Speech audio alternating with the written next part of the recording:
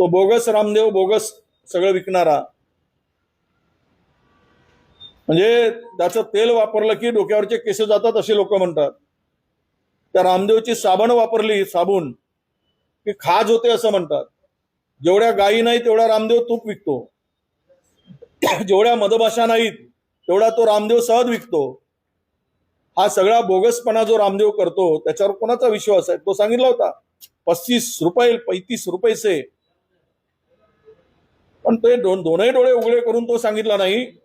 त्यामुळे लोकांना विश्वास वाटला की हा डोळा लक्ष नव्हतं त्याच्या डोळ्याकडे, तो एक डोळा उघडूनच बोलला, त्यामुळे लोकांनी विश्वास ठेवला.